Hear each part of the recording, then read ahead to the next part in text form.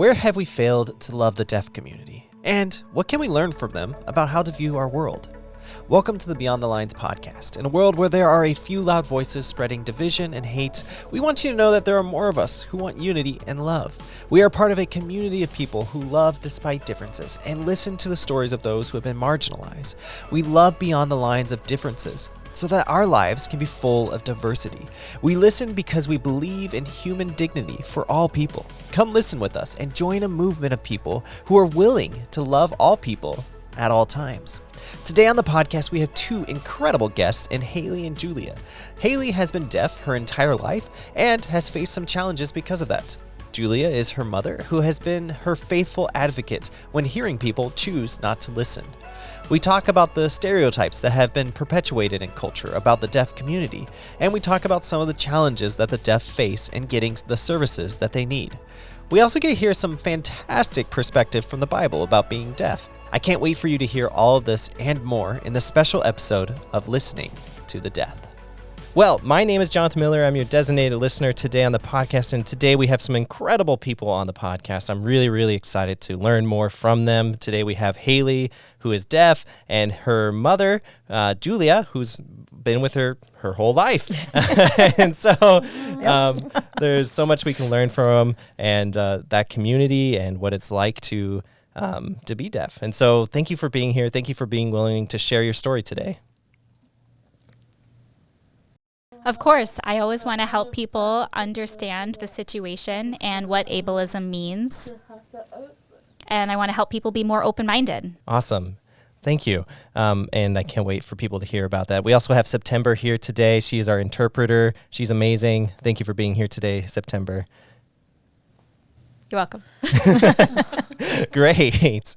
Well, I've gotten to know you guys over the last year or so, maybe almost 2 years now, and I've learned so much from you, and I'm so grateful that God put you in my life, and I can't wait for people to hear more about that. First off, I'm kind of the type of person who just dives right in. Are you ready to dive into this difficult topic? I can't wait. Yes. Yes, let's go. Let's do it. Awesome.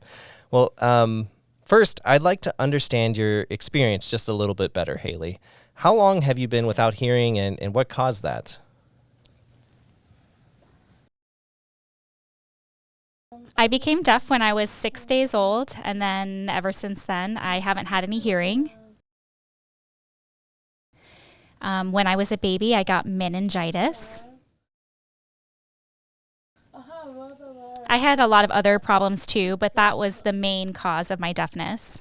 So it was when you were a baby, so you don't really remember ever having hearing. Is that correct?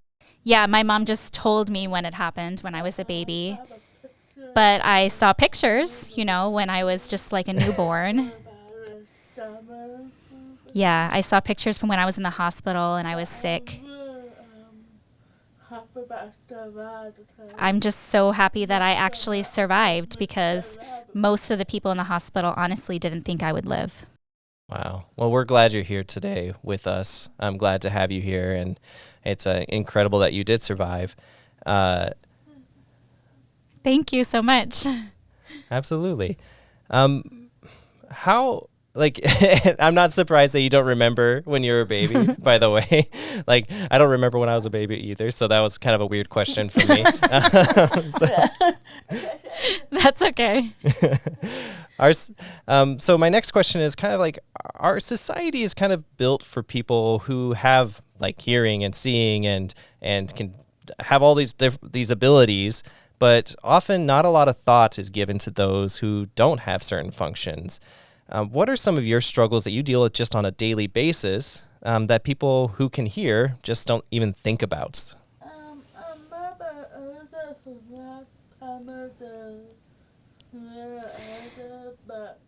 So I used to live in Oregon, and I can't remember a lot of struggles there, but most of my challenges have been in acting.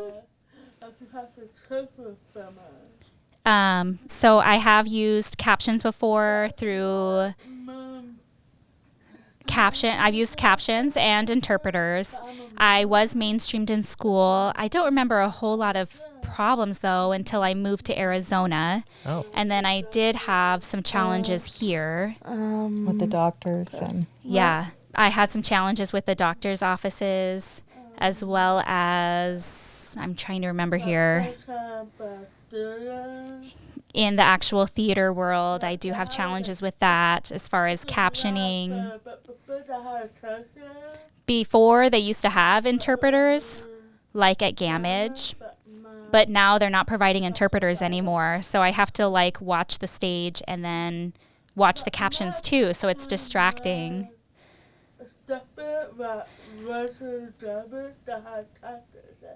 But there's a lot more accommodations now that they have like actual kind of like glasses that you put on that you can see captions through like a clear screen almost. That's really cool. But the accommodations don't always match, but it's slowly, gradually getting better. Gradually. Very interesting. You mentioned that while you're in Oregon, right, you didn't have as many troubles, and then you moved here and it was difficult, or there was more issues or roadblocks in your way. Why is there such a big difference between states? I didn't know about that.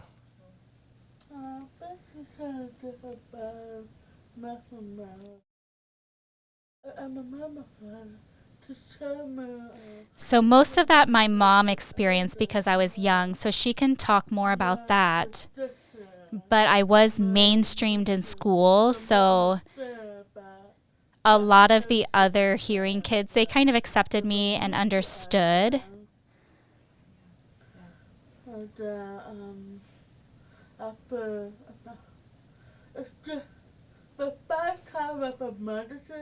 I think my biggest challenges are related to the doctors and the medicine. So, we moved to Oregon. We lived here when she was born, and I started researching, because that's what I do, trying to find a place or a program that would help her. A lot of programs are, like for the deaf, are methodology focused. So it was either like oralism, like no sign language, or only sign language. And I was new to this whole thing. I wanted something that would just approach my daughter instead of a methodology.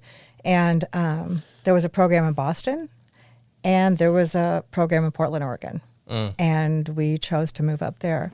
And there was just a very inclusive community. Wow. You know, the school she was in had a deaf class, but the people, you know, they did activities together. The church, interpreters, I had other parents, like hearing parents of deaf children and other deaf adults around, and it was easier. Wow. And I don't know if we just got lucky into where we just ended up in a good place. Yeah. So it felt better because there was like more of a community that understood and that kind of gathered around you in Oregon. Exactly. I'm not really sure why. I came here with big expectations. It's the fifth, at the time anyway, it was the fifth biggest city in the U.S. Arizona's going to have everything. And we got here and we couldn't find really community, and we couldn't find the resources, and church was completely different. You know, it was all kind of separated, and it just was different. It wasn't really set up so much for that. And that's Phoenix. Tucson, there's the Arizona School for the Deaf, and it could be completely different there. I just know the Phoenix area. Gotcha. And our experience. Yeah. Do you, like, how connected are you with people kind of across the U.S.? Is this kind of a hodgepodge of places where there are really great deaf resources, or is it, or is it really hard to find it in certain places, or what's that like? Honestly, I'm not really sure about like the whole U.S. I know that Washington, D.C. is very inclusive there.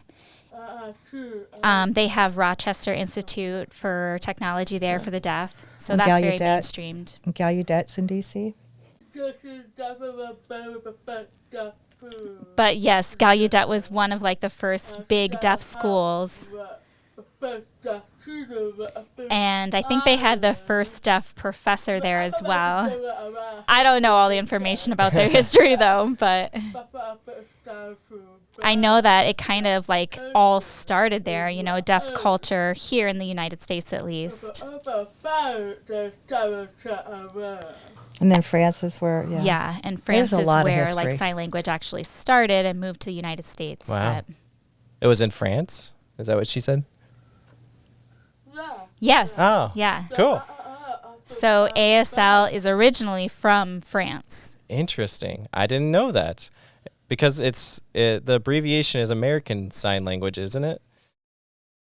I think what happened was there were two men from France. They traveled together on a boat. And while they were traveling, they were teaching sign language. They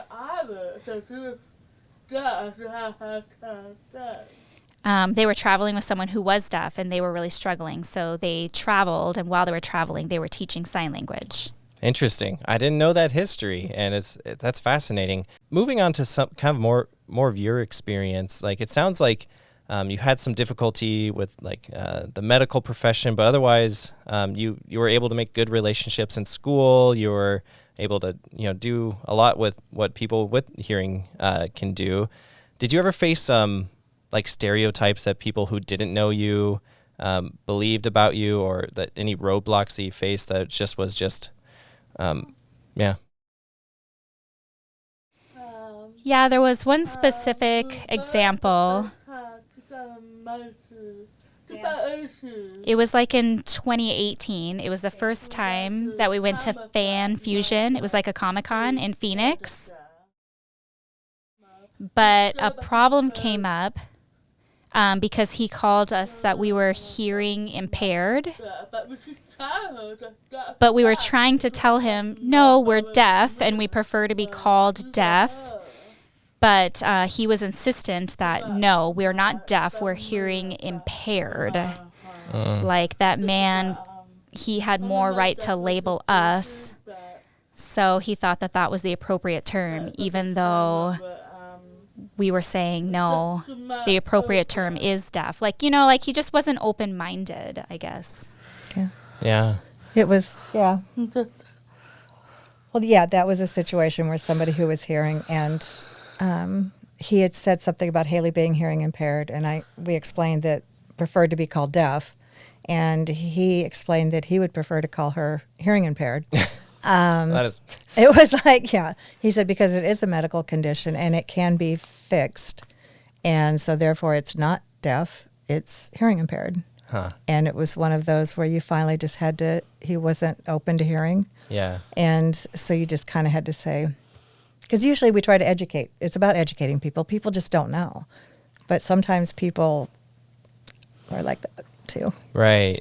So that happened. And I know you talked about like people not expecting you to be able to read, not expecting you to be able to do a lot of things because you were deaf. I know most people are shocked, but people say that deaf people can only read up to a 4th grade reading level. Like, that's it. And that's not true. Wow. That's not true at all. So my mom always tries to challenge me to keep reading, improve my reading level, and I love to read. That's great. Yeah, I love to read too, and that's a weird one that how does that have to do with hearing at all? Like, that doesn't make sense. Like, where do you think that comes from? Do you have any idea why people think that?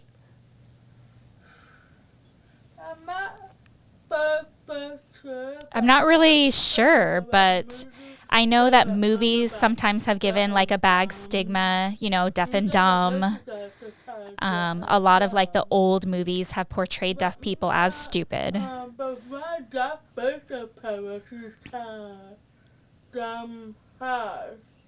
Dummy Hoy, baseball player. Oh, I don't know about. There's a baseball player that is deaf. His name is Dummy Hoy. Oh. They called him Dummy Hoy. Oh, they labeled him as deaf and dumb. They called him Dummy Hoy. But he was actually really smart. So most of us deaf people around here are smart. Yeah. That I could see how that would be a really painful thing to even just see a person who is in baseball, who's in the light, and for society to see, and they label him with something that is derogatory and mean spirited when it's not true at all.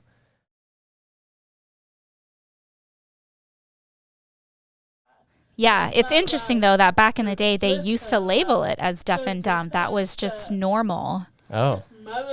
It's just a normal phrase that people would say, deaf and dumb, 100 years ago, way back when. I don't know. But now that's not appropriate. I hope that people don't say deaf and dumb. I mean, yeah. I didn't know that was something that people said back in like whatever amount of time it was, but it shouldn't have ever been said. Would you mind talking a little bit about ableism right now and how it's a system of kind of prejudice and really nobody's talking about it that much as far as like the mainstream media or anything like that. What is your experience with ableism and has gone in your life? And I know our listeners really appreciate just hearing whatever you know and however way we can correct ourselves if we're not in that, or how we can educate ourselves. Probably my biggest challenges is, my challenges with the medical field is probably my biggest challenge. Like the emergency room, for example. You can't just automatically arrive and there's an interpreter there. They will provide an interpreter, but most of the time it's VRS, which is a video relay service. But it's not always just readily available, Even for appointments, like doctor's appointments, I always prefer an interpreter, but if the interpreter cancels or they can't find one, sometimes they're not willing to find another interpreter. And with a video relay service, sometimes the internet's bad or it's not accessible at that time. I could see how these things can be really scary. If you're going to the emergency room, you want to be able to tell them what's going on, what's wrong. But if you can't, or they don't have anybody who understands, yes, what do you do? I took her to the hospital once because she was having chest pain. Mm-hmm. And we went in there and she asked for a live interpreter because that usually holds more weight than me saying she needs it. But if the actual person says, and they didn't have one and they said, you're going to have to wait. So they had her just sitting in the waiting room with chest pain because there wasn't an interpreter available. And I finally just took her and said, okay. And I just started driving and I called 911 and said, she's having chest pain. I can't get the hospital to work with her. And the fire department came and met us in the parking lot at Food City and helped and worked with her and tried to see what was going on. Literally had to go drive and call 911 to get her the help she needed. I went to the hospital again. They said that there was a limited amount of time for the interpreters, a set amount of time. So after 5 p.m., they don't provide interpreters.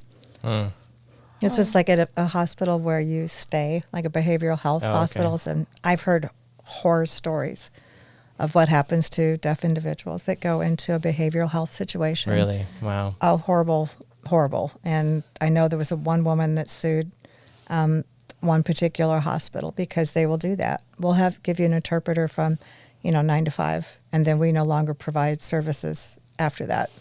And you've got somebody in an emotional, situation, and I'm sorry, you can no longer speak to anybody after 5 o'clock. Wow.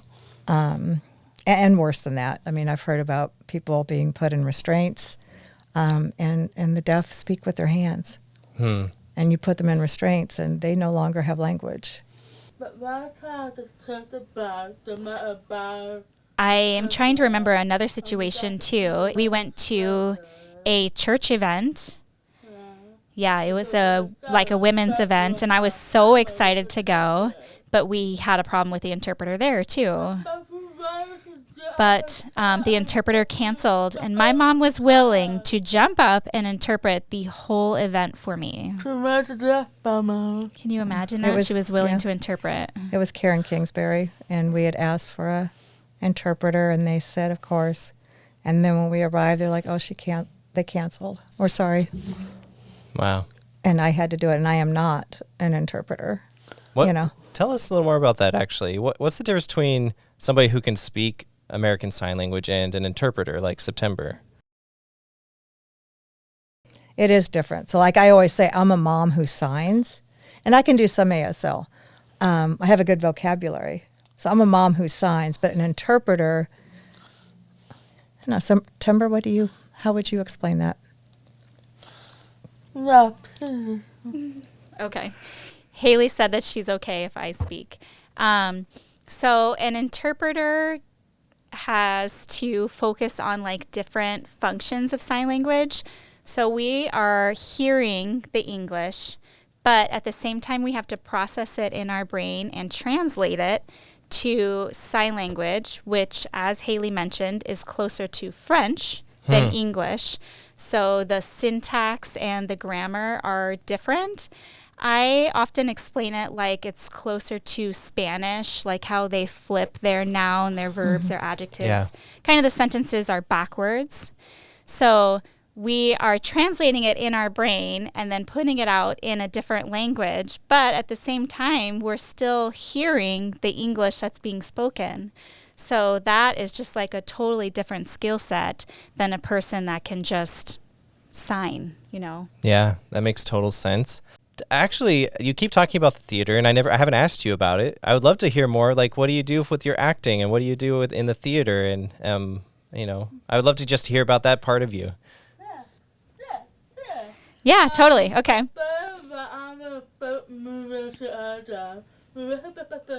So before I moved to Arizona, We were looking for something to do that was free, because we didn't something that we could afford. I get that, yeah. Something we could afford and go out and do. And we had just moved to Arizona, so we didn't have a lot of money. So we were looking for something cheaper to do.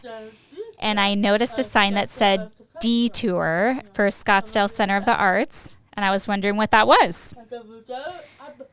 So we went there, and I was fascinated. And then the second time we went, I wanted to join. But there was a problem. I was in high school, so I couldn't fully involve myself in that yet. So we waited, but we kept going to the shows. And then in 2016, I graduated. And in the summer, I immediately started practicing with Detour. I went straight there, and I've been there ever since.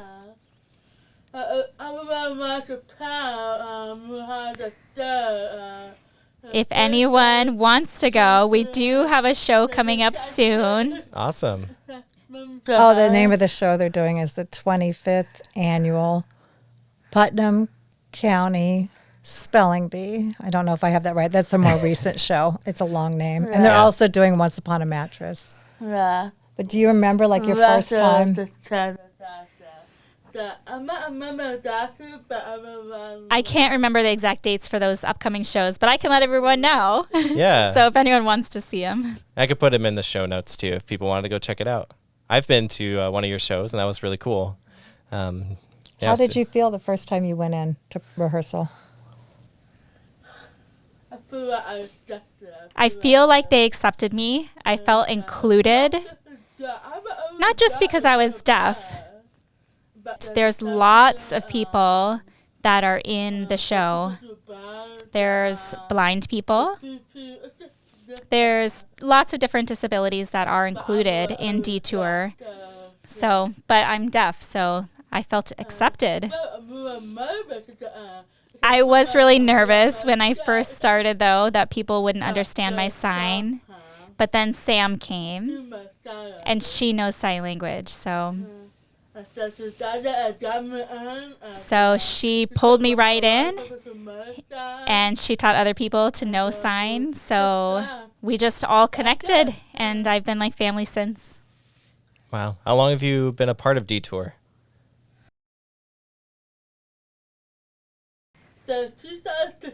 2015 to, so I guess almost 7 years. 7 years. Great.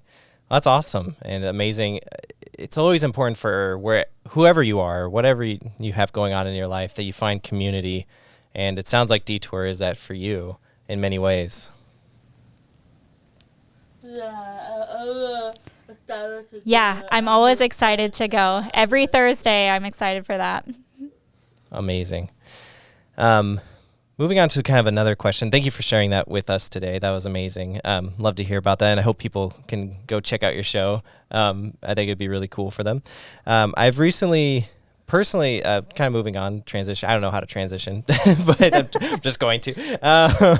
But I've recently discovered that my son, he's not neurotypical, and so he has his own challenges to face that neurotypical children might not have to face. And my wife has spent countless hours we've just only known for about less than a year now, researching and going through all these different assessments and doing all these different struggles. It's a struggle. And often the system we've found is not built to be necessarily helpful. Julia, as a mother, can you share about your experience as Hailey's mother? What are some of the biggest barriers that you have faced and difficulties that you have had to face in order to get Hailey what she needs? And we've talked a little bit about the medical field, but also socially and academically and all those different things. What are the challenges that you've faced?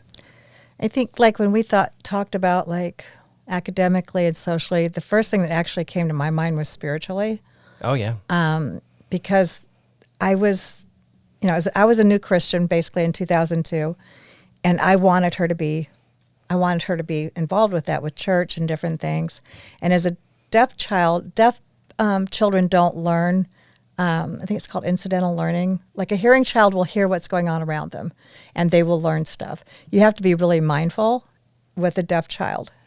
So I wanted her to have that around her. I wanted her to have movies and TV shows and those kinds of things. And the first thing I came up against was like Christian DVDs and Christian shows. And more than any other DVD, movies, shows, I would try to find Christian DVDs weren't captioned.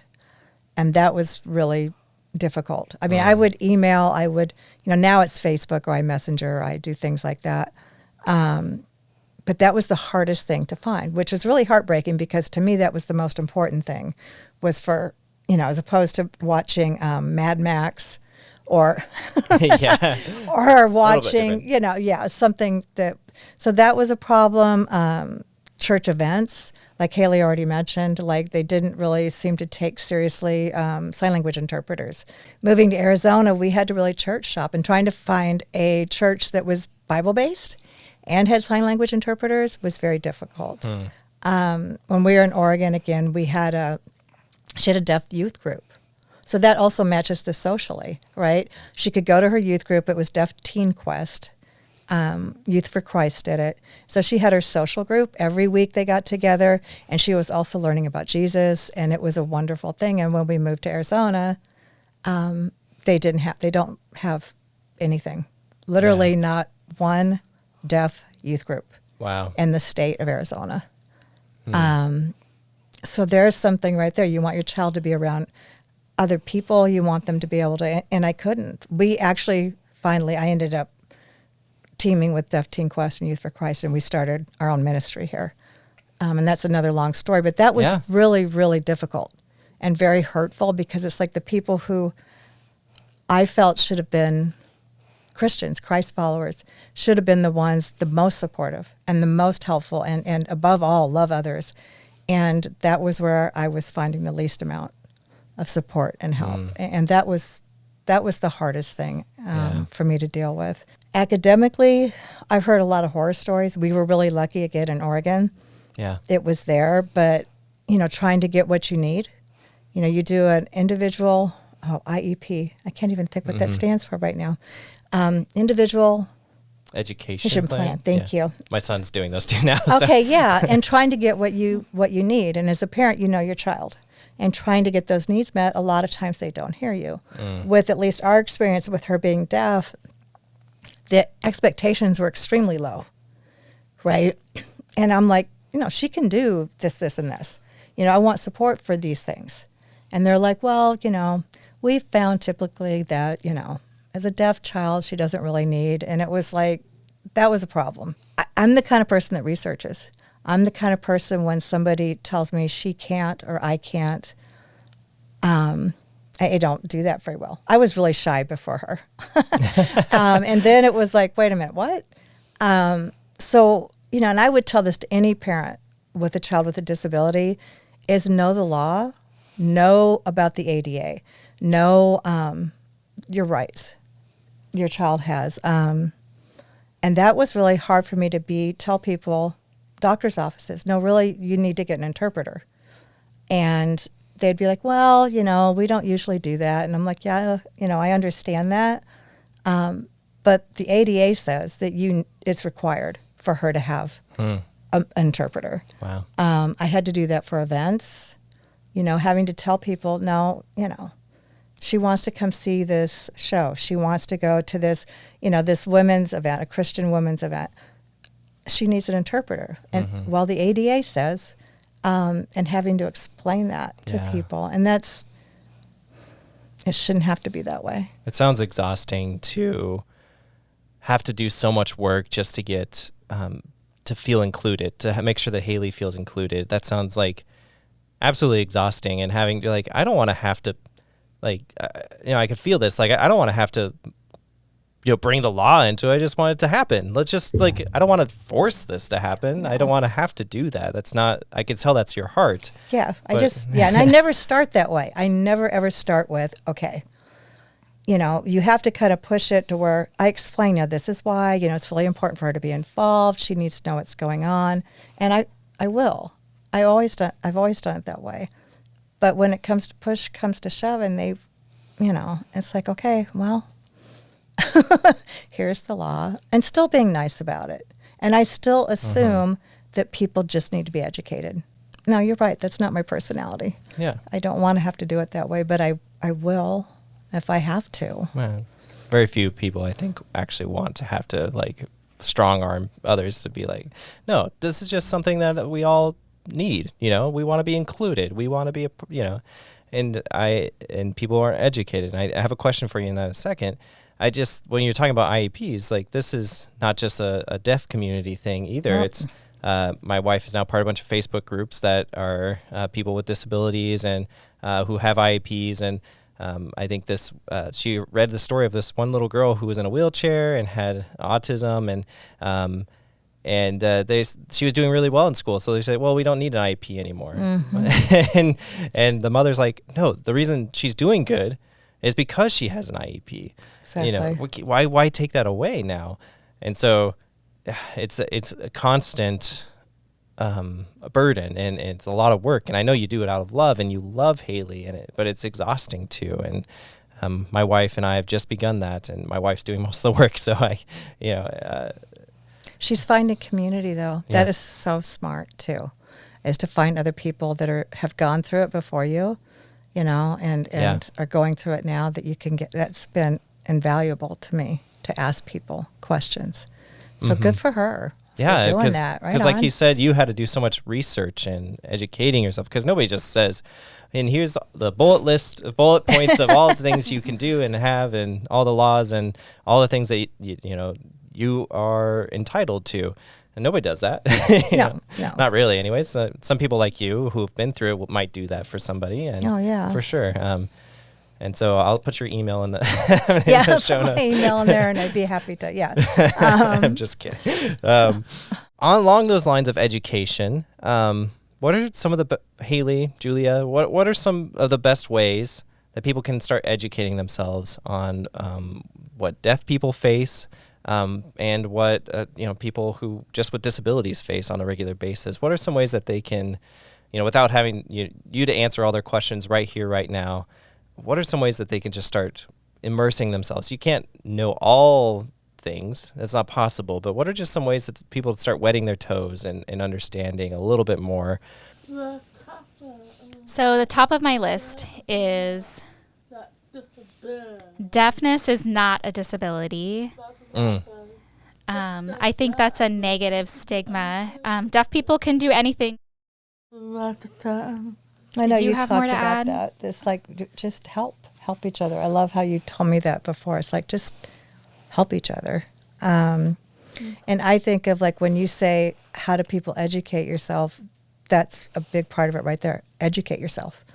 I think for a lot of people, we learned in 2020 and 2021, all of a sudden, having the blinders off as far as racism, and not I didn't know what I didn't know. Mm-hmm. Right. And it's the same thing, I think, with ableism. You know, you don't know what you don't know. And so being humble, you know, reading, talking to people, having your mind open to things, I think is just, it's huge. And then when you start when you educate yourself, educate the people around you. When somebody calls somebody like the R word, right? I don't know if everyone knows what the R word is. You're looking at me blankly. Yeah, I'm not sure. People will still use the word retarded. Okay. It's like, tell that person. It's like, no, you know, that's not, you know, that's not a word we use now, and explain to them why. So speak up for other people. For Christians, read the Bible. See how Jesus, you know, I don't know, when was it, the 70s, 80s? I don't know. I wasn't a Christian till 2002. But what would Jesus do? Right? What would Jesus do? You know, when you're encountering people that are different than you, differently able, what would Jesus do? You know, the Bible is full of stories of what he did, how the Lord looks at people who are differently abled. And Jesus was always right there, just loving people. And it's kind of the same. I mean, not kind of the same thing. It's the same thing. We're supposed to live like Jesus. There's a verse, Ephesians, 4:10, that talks about we are all created. We are all God's workmanship. That means everybody. And look at everybody that way. We're all created for good works. There was a woman last night at a Detour get-together that said the most beautiful thing I've ever heard about this kind of situation when it's loving beyond the lines. She said what she does, she plays the flute.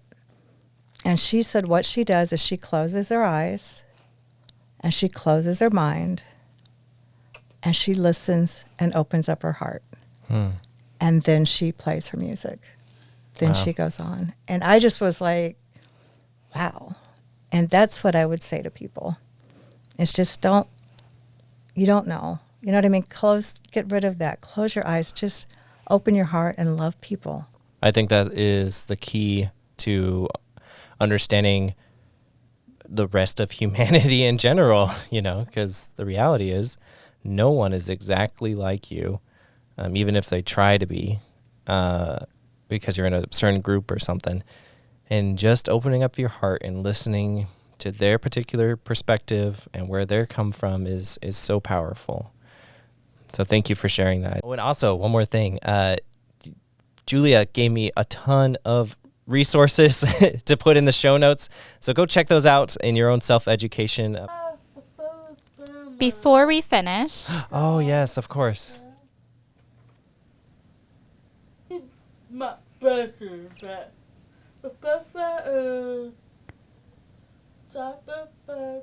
So before we finish, I had 2 Bible verses that I wanted to share, like stories.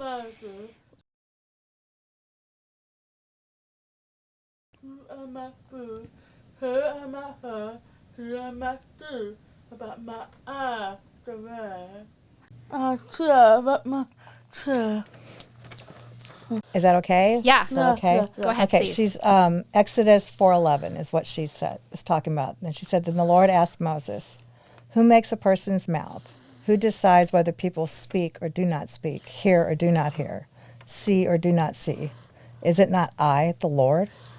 And I'm going to summarize this other one. It's Mark 4:31 through 37. Jesus healed a deaf man.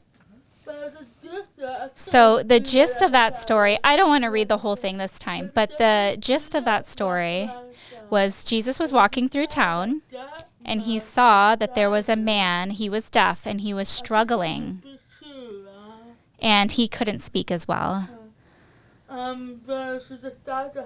So Jesus decided to help that man. What was that word, Mom? It's like it's I believe a Greek or a Latin word, and it means that his mouth was opened. So it means that Jesus helped him, and he was immediately able to hear and speak. But it was an interesting story because in my perspective, that whoever helped that person, he also helped everyone in the area.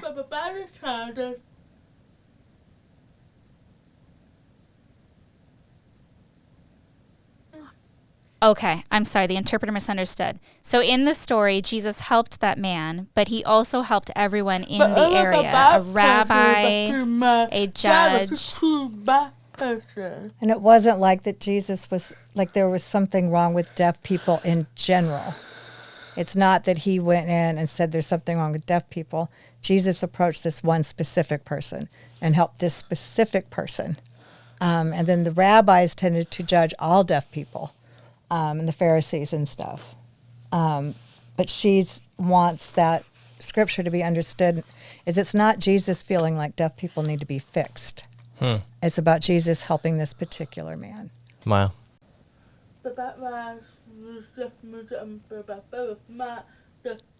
Yeah, I just wanted to kind of clarify that story, that Jesus wasn't specifically saying deafness needs to be fixed, but Jesus, in my opinion, was helping that specific man and his experience. Yeah, thank you for sharing that. I think those are really good things for us to think about, that I not being deaf, don't understand or don't see that perspective. And I really, really appreciate you sharing that. Thank you so much. Yes, of course. Anything that I can do to help everyone. Awesome. Well, I love your heart, Hailey. Thank you for being here today. And thank you for everyone for being here in this podcast. Yes, you're welcome. And thank you, everyone, for watching us. Yeah. And thank you, Jonathan, for being willing and wanting to learn more, and for this church for being willing and wanting to know more. That's huge, because not every person, not every church is like that. So that's important to say that, too. Well, you're welcome, and I'm glad to be a part of it, and I'm glad to be a part of what God's doing. So thank you. That is it for us today, but before you, the listener, go, please consider giving us a review on iTunes or Spotify or wherever else you could figure out how to review us. We believe strongly in what we're doing here at Beyond the Lines, and would love for people to join this movement of listeners who are willing to love beyond what we already understand, beyond the lines that we draw in the sand where we're like, that's too hard to understand. We're going to walk behind that line, and we're going to love people. So by giving us a review, you can help us spread the word and help people know about it. Also, share this episode or the whole podcast with your friends. If you think they can grow from it, I would really appreciate that. We all would. We record here at Central Christian Church in Phoenix, Arizona. Our community here is pursuing the mantra of love beyond, which calls us to empathize with people who are different and to build bridges of peace. If you're interested at all in learning more about our church, check us out at centralaz.com. We have online services as well as a bunch of different locations in the Phoenix metro area if you're local. We'll see you next episode of Beyond the Lines. Until then, start loving beyond your lines. Thank you, everybody.